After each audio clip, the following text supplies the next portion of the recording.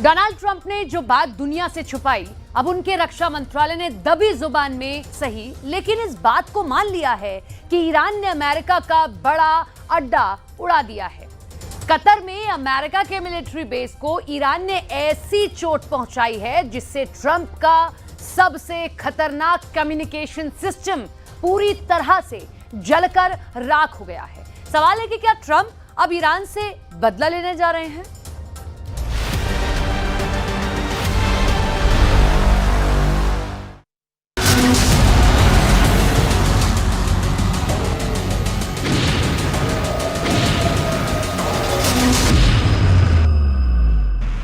जून की रात ईरान की मिसाइल लॉन्च हुई। कतर समेत सभी खाड़ी देशों में कोहराम मच गया। ईरान की मिसाइल कतर के अल उदैद मिलिट्री बेस की तरफ बढ़ी। आसमान में तेल अबीब जैसा खौफ पसरने लगा। खाड़ी में ट्रंप का टावर तोड़कर ईरान के सर्वोच्च नेता खामेनी ने बता दिया कि डोनाल्ड ट्रंप और अमेरिका की दादागिरी ईरान के आगे नहीं चलेगी। जवाब बराबर दिया जाएगा। इन मिसाइलों ने क्या किया उसका रिजल्ट देख लीजिए, जो 23 जून की सुबह देखने को मिला। कतर के अल उदैद एयरबेस की 2 तस्वीरें देखिए। पहली, जहां उसका टॉप सीक्रेट रेड डोम देखा जा सकता है, यानी वो रडार जो एक डोम के अंदर बना होता है। और फिर हमले के बाद दूसरी तस्वीर देखिए, उसकी लोकेशन पर काला धब्बा बता रहा है कि ईरान की बैलिस्टिक मिसाइल ने उस रेडोम को राख में तब्दील कर दिया। इस बात की पुष्टि अब अमेरिका के रक्षा मंत्रालय यानी पेंटागन ने भी कर दिया है। पेंटागन ने माना कि ईरान की बैलिस्टिक मिसाइल ने उसके अड्डे पर सर्जिकल स्ट्राइक की थी।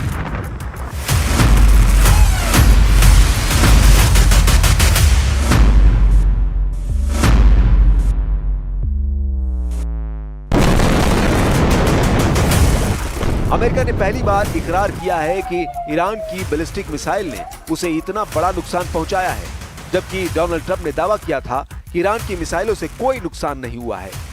कतर में अमेरिका का अल उदैद मिलिट्री बेस फिलहाल पूरी तरह चालू है, लेकिन ईरान की मिसाइलों ने साबित कर दिया है कि पूरे पश्चिम एशिया में चाहे अमेरिका हो या इजराइल, दोनों का कोई ठिकाना उसकी मिसाइलों से नहीं बच सकता।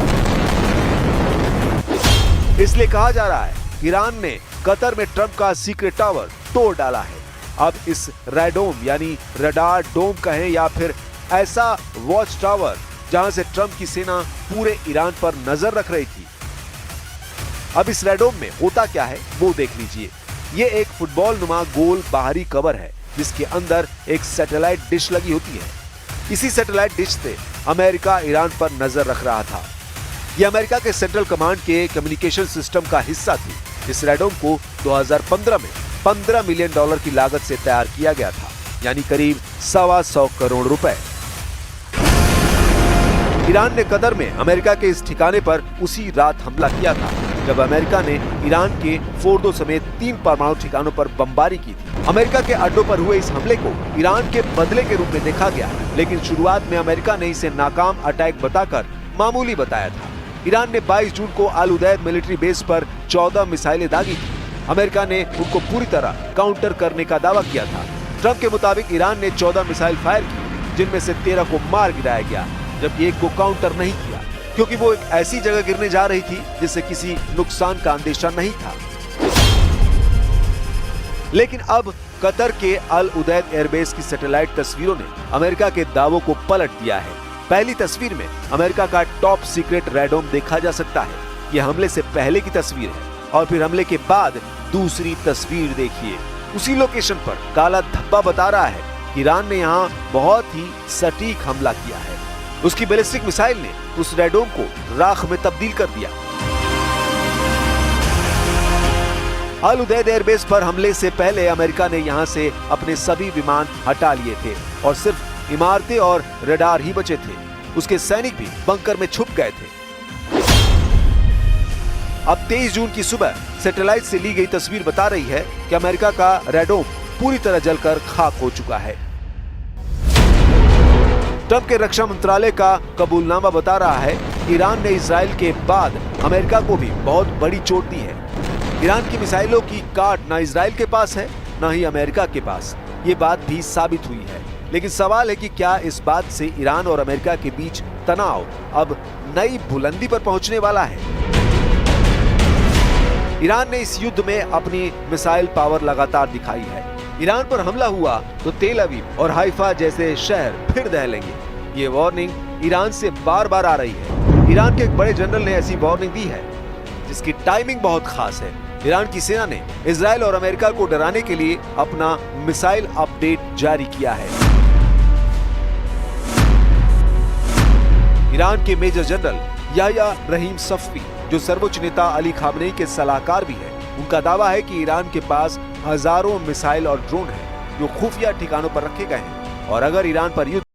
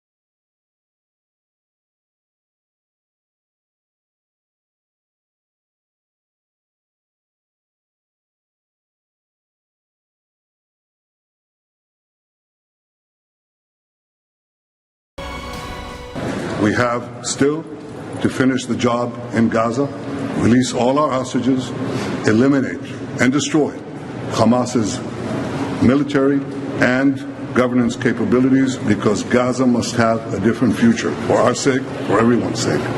And no country will settle for less. We certainly will not. Iran की मिसाइलों को लेकर खौफ अब भी फैल रहा है, क्योंकि ईरान की तरफ से लगातार मिसाइल के जखीरे पर आने वाली खबरों ने इजराइल और अमेरिका को टेंशन देनी शुरू कर दी है।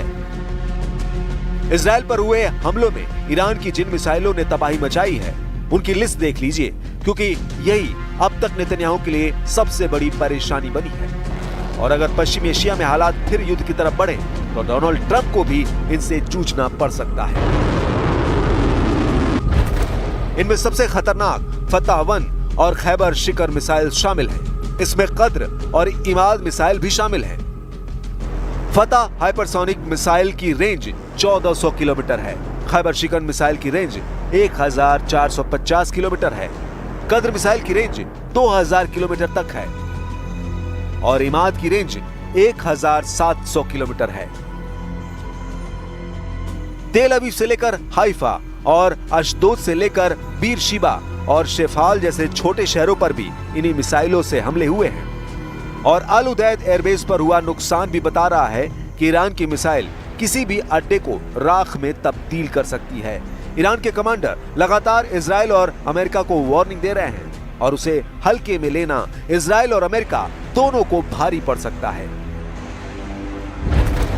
कतर में अल उदैद मिलिट्री बेस में अमेरिका का कम्युनिकेशन सिस्टम तोड़कर ईरान ने इरादे जाहिर कर दिए हैं।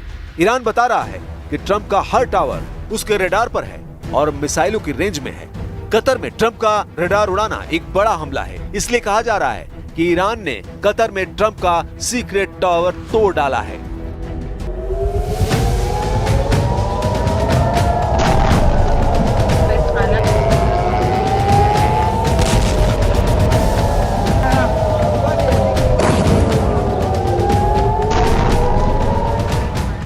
लेकिन 12 दिन के युद्ध का नतीजा न इजराइल के पक्ष में आया न ईरान के पक्ष में।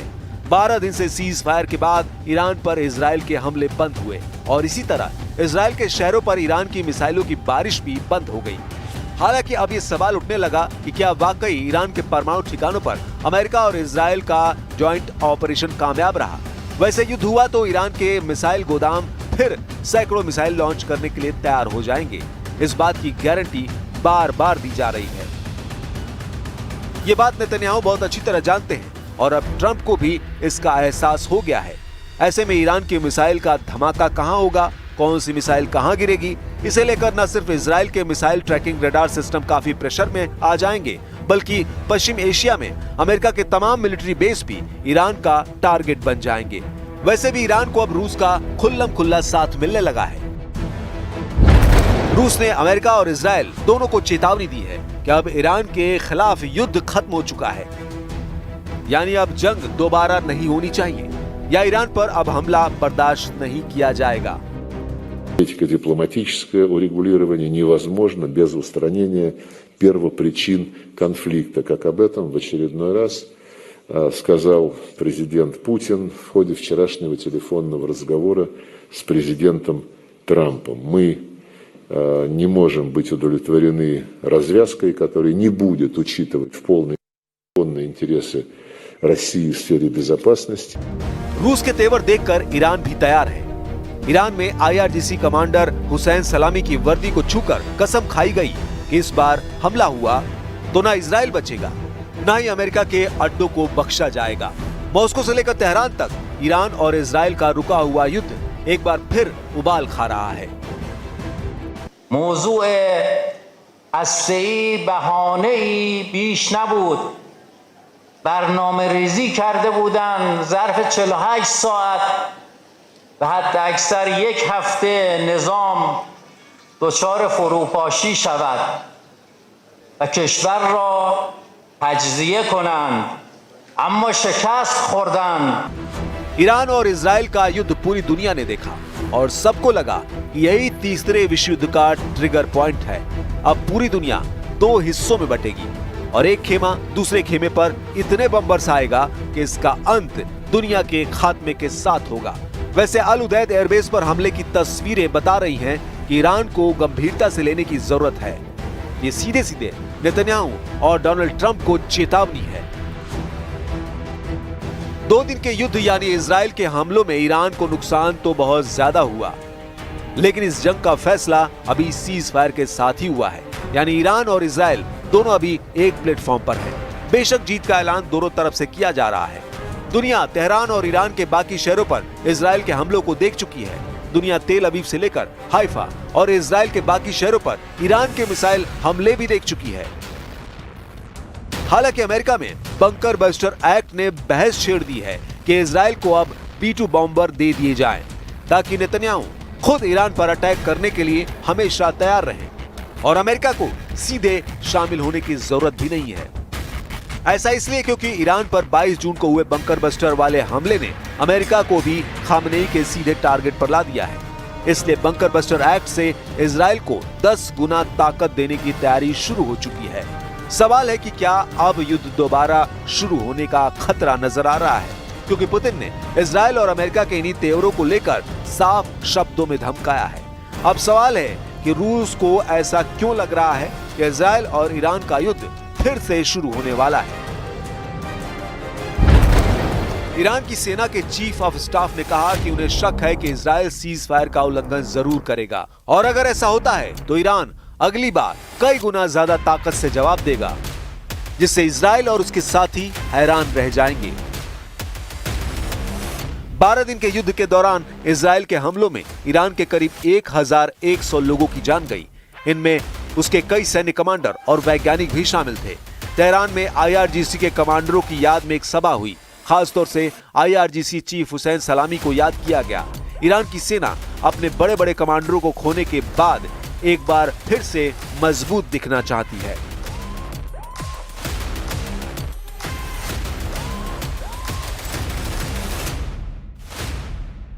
طرح بیچاره کننده را آماده کرده بودیم، ولی با قطع درگیری فرصت اجرای اون پیش نیامد. اگر دوباره خطایی صورت گیرد این طرح اجرا خواهد شد. इस बार ईरान की वार्निंग इजराइल के साथ साथ अमेरिका यानी डोनाल्ड ट्रंप को भी है और वार्निंग बहुत साफ है कि जिस तरह के मिसाइल वाली आतिशबाजी तेल अवीव और हाइफा ने देखी है, वैसे ही हमले खाड़ी में मौजूद इजराइल के सभी साथियों पर भी होंगे और इसमें ईरान इस बार कोई कोताही नहीं करेगा। ट्रंप भले ही अमेरिका का स्वतंत्रता दिवस मना रहे हों, लेकिन पुतिन का साथ मिलने के बाद ईरान के कमांडरों की वार्निंग को हल्के में लेना बड़ी गलती होगी। इजराइल के प्रधानमंत्री नेतन्याहू पहले ही कह चुके हैं कि उनके सामने एक तो नहीं बल्कि 7 फ्रंट है। इजराइल के सामने हमास फ्रंट भी खुला हुआ है। इजराइल के 20 से ज्यादा बंधक अब भी हमास के कब्जे में है। इजराइल के सामने लेबनान का फ्रंट भी है और यमन भी इजराइल को तेजी से ललकार रहा है।